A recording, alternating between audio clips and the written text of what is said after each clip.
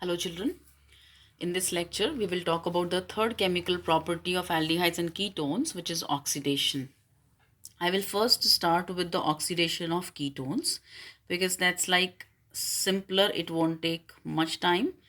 So I first start with oxidation of ketones. One thing that you should know is children, it is difficult. It is difficult to oxidize a ketone, and that's why it would need stronger oxidizing agents at high temperatures also most of the time. So oxidation of ketones is difficult and it will require strong oxidizing agents. And answer, I mean, if you list the reagents here, that which all reagents can work, then you can go for using potassium permanganate in acidic medium, or you can even make use of potassium dichromate in acidic medium. They both are very strong oxidizing agents. So these are your two reagents which you can use if you want to oxidize a ketone, and also use these at high temperatures. So strong reagents at high temperature will be the best combination. Now let's take example. When you oxidize a ketone, then how do they behave?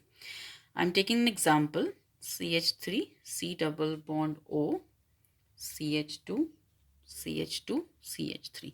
So which ketone have I taken? 1, 2, 3, 4, 5. 5 carbons, and second position contains the functional group. So this is pentane 2 on. I've taken pentane 2 on, and I am heating it with potassium permanganate in acidic medium. So when you oxidize a ketone, children, it's difficult. So high temperature, strong oxidizing agent, and it results in what? It results in cleavage of a carbon-carbon bond. So this bond will break. Now the left hand side has how many carbon atoms? 2. So from the left portion, you will get carboxylic acid containing 2 carbon atoms. Plus, check out the right hand side. How many carbons do you have on the right hand side? 3 carbons. So from the right hand side, again you will get a carboxylic acid containing 3 carbon atoms. So what do you see? Our ketone had 5 carbon atoms, and now I have got 2 carboxylic acids, having the carbons divided in the two products, 2 on this side, 3 on the other side. So ketones on oxidation, they give us carboxylic acids, but you will not get the same number of carbon atoms and one product. You will get two products with the breaking of a carbon-carbon bond in the ketone. Another question, children, that arises here is, which bond should be broken? When you oxidize a ketone, this one or this one, which bond should I break? So this is decided by a rule, and that is called the Popoff's rule. It is called the Popoff's rule. Let's see what is it. As per this rule, the carbonyl functional group, the carbonyl functional group remains with the smaller fragment. The carbonyl functional group remains with the smaller fragment. Look at this example itself. On the left side, you have a group containing only one carbon, methyl. On the right hand side, you have a group containing 3 carbon atoms, propyl. So as per the Popoff's rule, the carbonyl functional group, which is this, should retain itself with the smaller fragment, which is this only. And so carbonyl remains with the methyl. That means it is this bond which is going to break. So this is how you will be able to make out which bond is to be broken during this reaction. This is it about the oxidation of ketones. You don't have more details into it. And so we start with the second now. Second is what? Oxidation of aldehydes. You have this topic in quite details, with two very important tests coming your way, that is the Tollens and the Fellings test. All right, so oxidation of aldehydes. First of all, it's easy, right? It's comparatively, you can say it's easier to oxidize aldehydes. So something, if it is easy, there will be several options to do it, and there are many reagents which can be actually used in order to carry out this process. So aldehydes are easy to oxidize, and the reagents possible that you can use here are: number one, you can make use of concentrated nitric acid. That is also a good option. Then you can definitely make use of alkaline potassium permanganate, or you can use acidic potassium permanganate. They are strong oxidizing agents. You can make use of acidic potassium dichromate to carry out this. You can even go ahead with chromic acid H2CrO4, which is also a strong oxidizing agent. Let me write the name here. This is chromic acid. And then there are two very special reagents which can be used for this. They are the Tollens and the Fellings reagents. So there are so many options if you want to oxidize an aldehyde, because aldehydes can be oxidized easily, and so all these reagents will be able to do that. Out of all these children, the two very important for you here are the Tollens and the Fellings reagent. How they oxidize the aldehydes, because they are two of the important tests. So I will take up now these two one by one. The first one that I'm starting with is the Tollens test. So to begin with, you should know that Tollens test is given by only aldehydes. This test is given by only aldehydes and not by ketones. Tollens test will make use of obviously the Tollens reagent, and this Tollens reagent is a mild oxidizing agent. Now because this is a mild oxidizing agent, that's why it can oxidize only aldehydes and not ketones. The next question is, what is this Tollens reagent? So Tollens reagent is what? It is an ammoniacal solution of silver nitrate. Tollens reagent is an ammoniacal solution of silver nitrate. And this is how it is represented. This is the formula of the Tollens reagent, AgNH3 whole twice plus. This is how we represent it. It is prepared by mixing these two things together, ammoniacal solution of silver nitrate. So we use two substances. I can write here for you. Number one, we make use of ammonium hydroxide, and number two, we use silver nitrate. A combination of these two, it gives us this complex which is called the Tollens reagent. So now we know what is Tollens reagent. Let's look how it will oxidize the aldehyde. I am taking any aldehyde, children, RCHO, and making it react with the Tollens reagent, which is AgNH3 whole twice plus. Children, Tollens reagent is prepared in an alkaline medium. You can see ammonium hydroxide used for it. So this is prepared in alkaline medium. So there are always these OH minus ions in the solution. Now, because your Tollens reagent is a mild oxidizing agent, it will oxidize the aldehyde. It will oxidize the aldehyde to what? The same carbon containing salt of the carboxylic acid.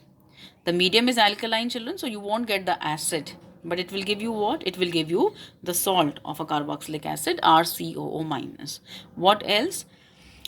From the Tollens reagent, silver is deposited in the form of metallic silver, and this is called your silver mirror. This gets deposited, and this is called the silver mirror. Along with this, you have two more byproducts, ammonia and water. So what is the observation in Tollens test? Silver mirror is deposited on the walls of the test tube.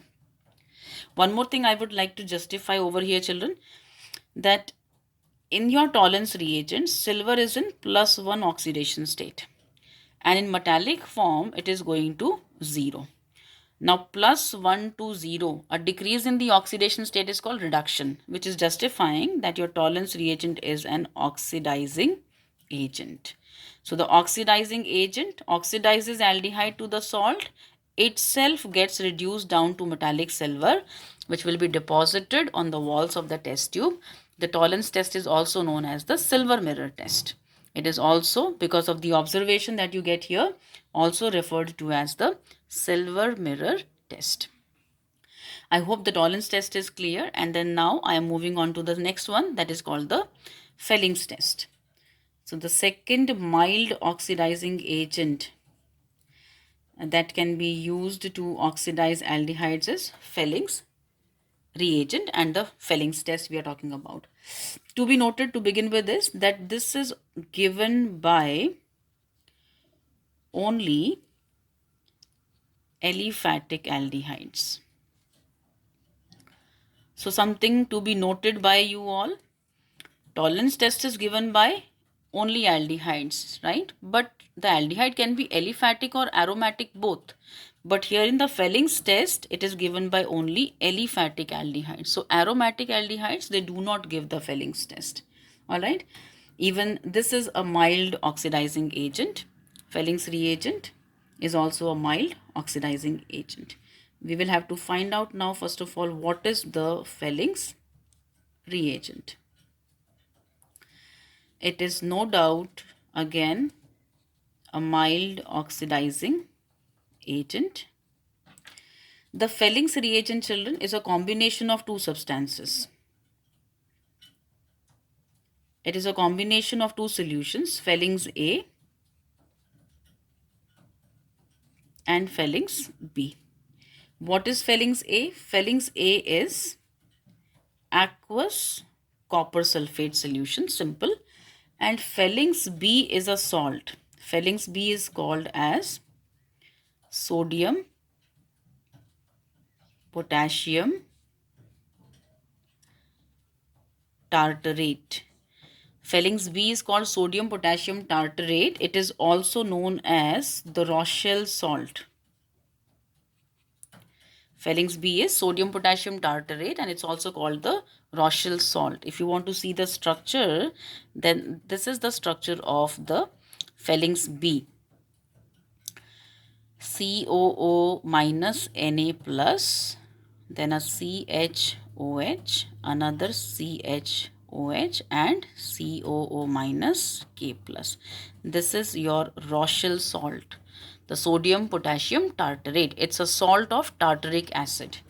All right. So Felling's reagent is a combination of these two solutions, the Felling's A and the Felling's B. Let's see how they react. So now, when the aldehyde reacts with the Felling's reagent, children, it actually reacts with the Cu2 plus ions in an alkaline medium.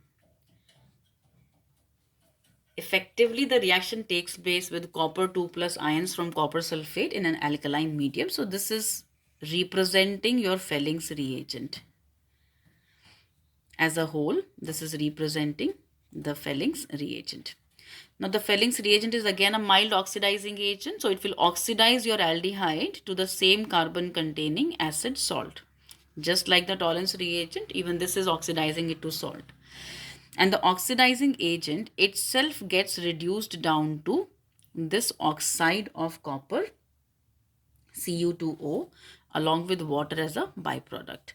This oxide is a red colored precipitate. And so the observation that you get to see in the Felling's test is a red PPT.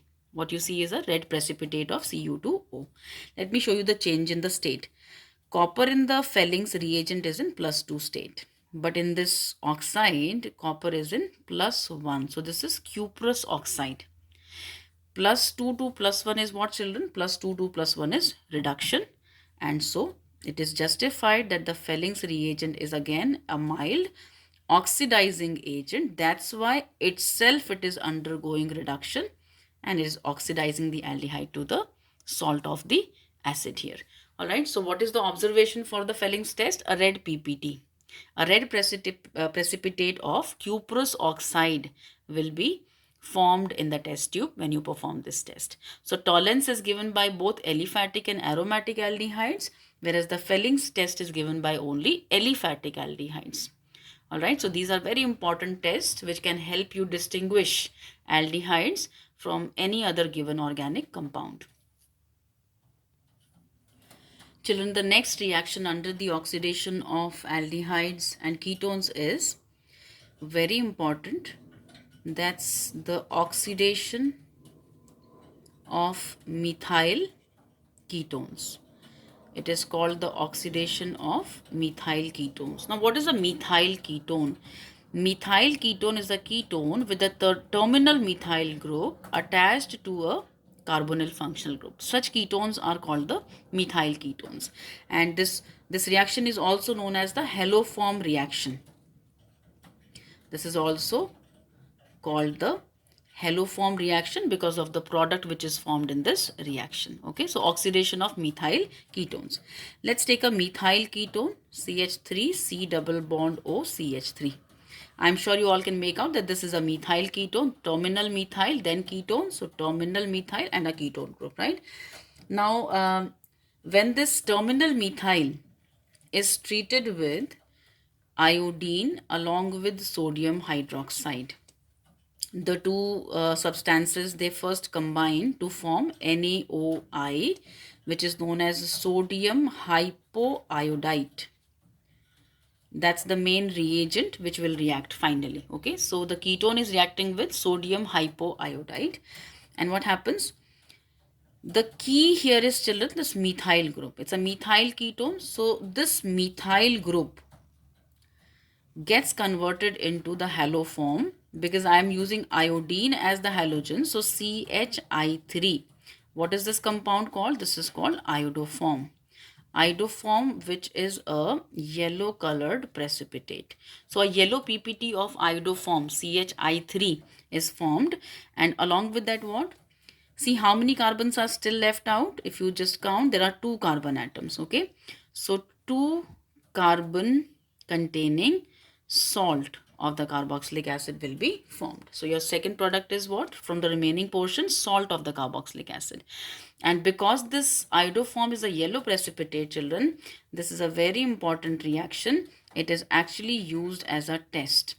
It is used as a test for the identification of such methyl ketones. You can also call it as the iodoform test. You can call it as the iodoform test. Adding to the same, children, there are a few more compounds which can undergo this reaction. One such compounds are these: CH3, CHOH, CH3. You know what are these compounds? These are alcohols, but these are secondary methyl alcohols. Such compounds are called secondary methyl alcohols. Again, they have a terminal methyl, just like your ketone, there's a terminal methyl. And in place of the ketone functional group, here you have the hydroxyl functional group. The only difference is ketone has been replaced by hydroxyl. Secondary methyl ketones can also undergo the same reaction. So suppose I treat this alcohol with sodium hypoiodide. You know how it is prepared? NaOH and iodine. Again, the same thing happens. The terminal methyl converts to CHI3, which is iodoform, the yellow precipitate. And other than that, how many carbons? There are 2 carbon atoms. So same story, 2 carbon containing carboxylic acid salt will be formed. So you can see that the iodoform test can also be given by secondary methyl alcohols. Is that all, or do we have more? There are 2 more compounds, children. The next compound is CH3CHO. What is that? Ethanol. Ethanol is also known to give a positive iodoform test. Again, let's say I treat it with sodium hypoiodide. What happens?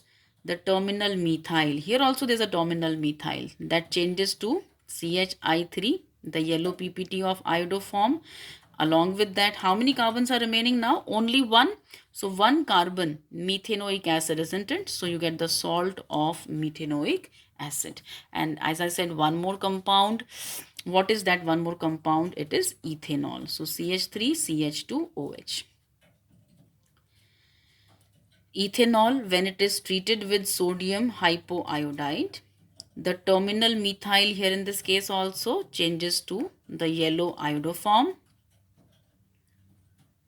plus that 1 carbon which is left out again forms the sodium salt of the carboxylic acid. So these are all the possibilities you can get a positive iodoform test: a secondary methyl ketone, a secondary methyl alcohol, ethanol, and ethanol. So maybe we can wind up this oxidation by summing it up here, that the iodoform test or the iodoform reaction, it is given positive by what all? Number one, it is given by methyl ketones.